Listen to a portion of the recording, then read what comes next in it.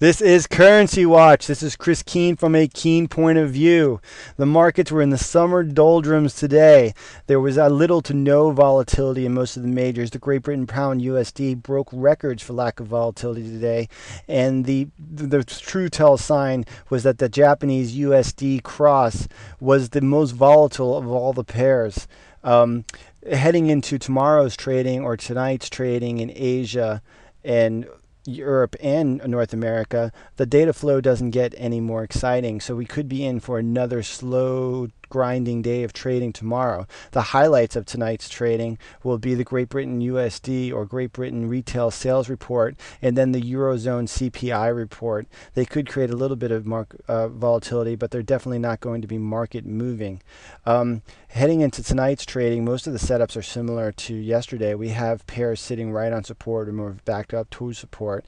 We'll take a quick look at a few of the majors and we'll come to a relatively quick trading plan. As you see, the Euro USD broke lower last night. To below the 123.30 level, moved down as low as 122.16 before grabbing its feet. It's currently pushing up towards the 50 fib from the move higher last week, and which comes in at 122.90. This level would be telling. If we get a break of this level, we could push gradually back higher towards the 123.30, and if we can get a foothold above 123.30, we could end the week with a push higher towards the 124.40 area. But if we bounce back off this level, we could be on our way back down towards the 124.40 area, which would be the weekly low from last week.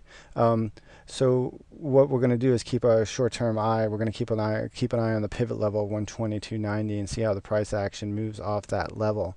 The next pair we're going to look at is the Great Britain pound USD, which you can see has done almost next to nothing over the last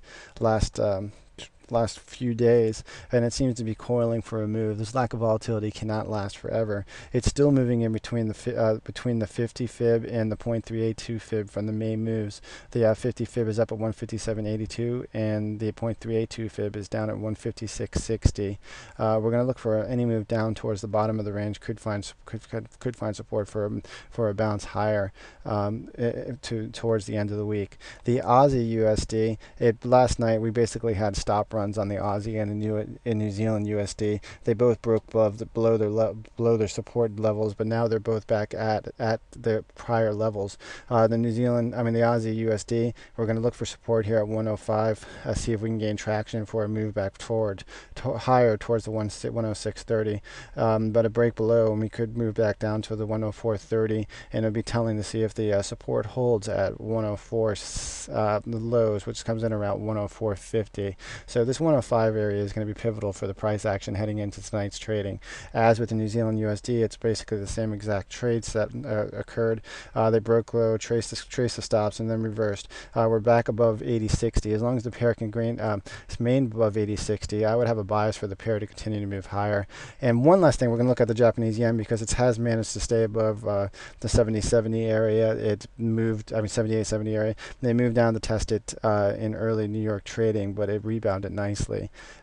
So we can above the 78.70 area, we could see it continue to move higher towards the 79.15 and then ultimately the 80 level.